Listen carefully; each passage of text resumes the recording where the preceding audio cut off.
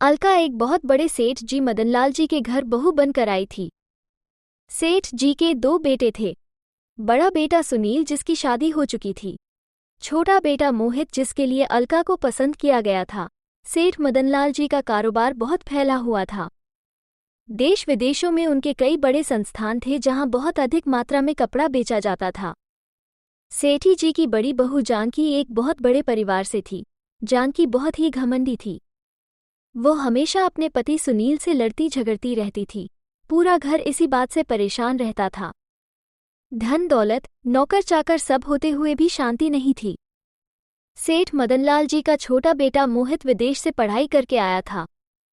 बहुत मेहनती था। सेठ जी के व्यापार को उसने बहुत आगे तक बढ़ा दिया था। विदेशों से आने वाले सभी ऑर्डर को वो खुद संभालता था। सेठ जी ने अपने ही कपड़े के कारखाने में काम करने वाले एक बुनकर की बेटी को अपने बेटे मोहित के लिए पसंद किया था। घरवालों ने विरोध भी किया, लेकिन सेठ जी अमीर घर से रिश्ता जोड़ना नहीं चाहते थे। अलका जब घर में आई तो महल जैसा घर देखकर उसे बहुत आश्चर्य हुआ।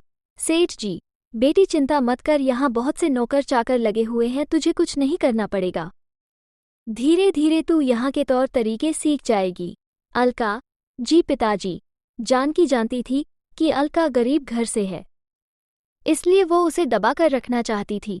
कुछ दिन बाद अलका के पिता और उसका छोटा भाई जगत तो केवल 8 साल का था, अलका को विदा कराने आए। सेठ जी ने दोनों बाप बेटों का बहुत अधिक आदर सत्कार किया। अपनी बेटी को देखकर उसके पिता की आंखों से आंसू बहने लगे। पिता, बेटी तुझे इतना सुख मिलेगा ये तो मैंने सपने में भी नहीं सोचा था। अलका अपने पिता और भाई से मिलकर बहुत खुश हुई। विदा होते समय सेठ जी ने कहा, सेठ जी, जब बिटियाई का मन भर जाए पीहर से तो बता देना, मैं मोहित को भेज दूंगा, और हाँ, साथ में अपने बेटे को भी भेज देना। अपनी बहन के साथ कुछ दिन रह लेगा। पिता, सेठ जी दामाद जी के लायक हमारा घर नहीं है, मैं इसे खुद ही छोड़ जाऊंगा। सेठ जी, नहीं, जो रीति रिवाज है सो है, वो ही जाएगा आपके घर। जैसा भी है वो उसका ससुराल है।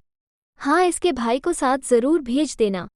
हमारे घर में कोई बच्चा नहीं है, हमारा भी मन लगा रहेगा। उसके बाद सेठ जी अपनी गाड़ी से तीनों को भेज देते हैं। घर आकर अलका सारी बात बताती है। उसकी बातें सुनकर अलका की माँ रोने लगती है। माँ, बेटी हमारी औकात नहीं थी तेरे लिए ऐसा घर ढूंढने की, ये तो सेठ जी की मेहरबानी है। हमेशा सबकी सेवा करती रहना। कुछ दिन बाद अलका को लेने मोहित आता है। वो अपने साथ जगत को भी ले जाते हैं। अलका और जगत का स्वागत होता है। जगत को सब बहुत प्यार करते हैं, लेकिन जानकी उससे बहुत बैर रखती थी। एक दिन जगत खेल रहा था, तभी उससे एक कांच का बहुत सुंदर गमला टूट जाता है। कांच पूरे फैल जाता है, जिसके कुछ टुकड़े जगत के पांव में भी लग जाते हैं। ये देखकर जानकी बहुत गुस्सा होती है। जानकी, जाहिल गरीबों, पता भी है कितने का था ये गुलदस्ता जिसे तोड़ दिया। अलका, तेरा बाप पूरी जिंदगी भी हमारे कारखाने में काम करे तो भी इसका दाम नहीं चुका सकता। अलका, दीदी बच्चा है, गलती हो गई, माफ कर दीजिए। अलका जल्दी से जगत को गोद में उठाकर अपने कमरे में ले जाती है। उसके पैर से कांच निकालती है। जगत को बहुत दर्द हो रहा था, वो जोर जोर से रो रहा था। ये सुनकर जानकी का गुस्सा 7वें आसमान पर पहुंच गया। उसने जगत को मारना शुरू कर दिया। अलका उसे बचाती रही, लेकिन जानकी ने नहीं छोड़ा। जानकी, कहाँ से भिखारी इकट्ठे हो गए हैं। अलका जगत के पैर में पट्टी बांधकर उसे चुप कराकर सुला देती है। शाम को अलका बाकी सबके आने से पहले एक गाड़ी में बैठकर जगत को अपने पिता के घर पहुंचा आती है, जिससे कि बात ज्यादा न बढ़े। शाम को सेठ जी जगत के लिए मिठाई लेकर आए थे, लेकिन जगत को न पाकर वे दुखी हो जाते हैं। घर के नौकर उन्हें सब बता देते हैं। सेठ जी जानकी से बहस नहीं करना चाहते थे। इसी तरह समय बीत जाता है। अलका एक बेटे को जन्म देती है, जिससे सेठ मदनलाल जी की खुशियों का ठिकाना नहीं रहता, लेकिन जानकी का गुस्सा 7वें आसमान पर था। बच्चे के नामकरण का दिन आने वाला था। सेठ जी ने अलका के घरवालों को न्योता भिजवाया। समारोह से एक दिन पहले जानकी ने एक नौकर के हाथ से अलका के घर संदेशा भिजवा दिया कि बच्चे के लिए चांदी का पालना लाएं। अलका के पिता बहुत परेशान हो गए। उस समय जगत 10 वर्ष का हो चुका था। जगत, पिताजी छोड़ो, दीदी के घर जाते ही नहीं है। पिता, नहीं बेटे, सब उसे ताने मारेंगे। जाना तो पड़ेगा। जगत, लेकिन पालना कहाँ से आएगा? पिता, बेटा एक काम कर, लकड़ी का ही पालना लेकर चलते हैं। उन्होंने रख लिया तो ठीक है, नहीं तो वापस ले आएंगे। दोनों बाप बेटे बहुत से उपहार लेकर समारोह में पहुंच जाते हैं। सेठ जी और उनके दोनों बेटे उनका बहुत स्वागत करते हैं। जिस समय बच्चे का नामकरण होना था, उस समय बच्चे को पालने में लिटाना था। चांदी का पालना न देखकर जानकी बहुत गुस्सा हो गई। जानकी, तुम्हें यही लकड़ी का पालना मिला था हमारे कुलदीपक के लिए। मैंने कहा था चांदी का पालना लाना। ये सुनकर अलका के पिता बहुत दुखी होते हैं।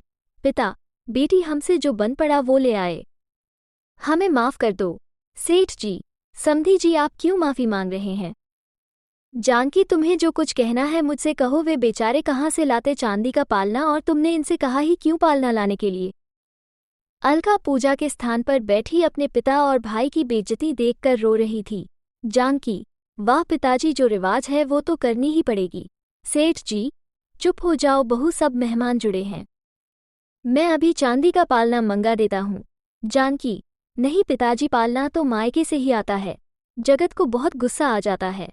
जगज, बड़ी दीदी, मैं आपसे वादा करता हूँ, जब तक अपने भांजे के लिए चांदी का पालना नहीं ला देता चैन से नहीं बैठूंगा। चलिए पिताजी। दोनों बाप बेटे आंखों में आंसू लिए वहां से वापस चले जाते हैं। अगले दिन जगत काम ढूंढने लगता है। वो छोटी सी उम्र से ही मेहनत करके पैसे जोड़ने लगता है। इस बात को 10 साल बीत जाते हैं। इस बीच न अलका कभी अपने पीहर आई, न उसके पीहर से कोई उसकी ससुराल गया। सेठ जी अब बूढ़े हो गए थे। वे ज्यादातर घर पर ही रहते थे। एक दिन उनके घर के सामने एक बड़ा सा ट्रक उतरा। उसमें बहुत सा सामान था। ट्रक के साथ आए मजदूर एक एक करके सारा सामान अंदर ले जाने लगे। सेठ जी ने उनसे पूछा, लेकिन वे बिना कुछ बताए सारा सामान घर के आंगन में रखाए। सेठ जी, ये सब क्या है? हमने तो कुछ नहीं मंगाया। तभी बाहर एक आलीशान कार आकर रुकती है। उसमें से एक बहुत सुंदर युवक बाहर निकलता है। घर के आंगन में पहुंचकर वो सेठ जी के पैर छूता है। सेठ जी, बेटा तुम कौन हो और ये सब क्या है? अलका और जानकी भी वहां आ जाती हैं। अलका, जगत तू कितना बड़ा हो गया, पूरे 10 साल हो गए तुझे देखे। जगत, दीदी आपने पहचान लिया। अलका, हाँ, अपने भाई को कैसे भूल सकती हूँ। बता माता पिता कैसे हैं? जगत, सब ठीक हैं। बड़ी दीदी, थोड़ी सी देर हो गई। ये देखो, ये कहकर वो नौकरों को इशारा करता है। नौकर सारे सामान से कपड़ा हटाते हैं। एक बड़ा सा चांदी का पालना, बहुत सारे हीरे, सोने के जेवर, बच्चे के लिए चांदी के खिलौने। पूरा घर उनकी चमक से चमचमा रहा था। जानकी, भैया मुझे माफ कर दो, मैंने घमंड में तुम्हारे पिता का अपमान किया था। उसकी मुझे यही सजा मिली कि मेरे कोई औलाद नहीं है। अलका अपने भाई के गले लगकर खूब रोई। अलका, भैया कभी बहन की याद नहीं आई? जगत, बहन याद तो बहुत आती थी, लेकिन पिताजी का अपमान यहाँ जाने से रोक लेता था। आज मैंने अपना फर्ज पूरा किया, तब तुझसे मिलने आया। अलका, पिताजी का अपमान मेरे कारण हुआ, इसीलिए मैं कभी मायके नहीं आई। किस मुंह से आती? जानकी, बहन मुझे माफ कर दो, ऊपर वाले ने तो मुझे सजा दे ही दी है। अलका, नहीं दीदी, मुझे आपसे कोई शिकायत नहीं है। हमें अपने से ऊपर घर में रिश्ता नहीं करना चाहिए था। सेठ जी, बेटी ठीक कह रही हो, मैं अपने घर के लिए सुख लेने गया था, तुम्हारे हिस्से में दुख भर आया। जगत, सेठ जी, क्या अब मैं अपनी दीदी को ले जा सकता हूँ? इस चांदी के पालने ने रोक रखा था आने को। सेठ जी, बेटा हमें शर्मिंदा मत करो, अपनी दीदी को ले जाओ, जब तक चाहे वहां रखना, और अपने पिता से मेरी ओर से हाथ जोड़कर माफी मांग लेना। अलका अपने 10 साल के बेटे को लेकर अपने भाई की गाड़ी में बैठकर अपने पीहर की ओर चल दी।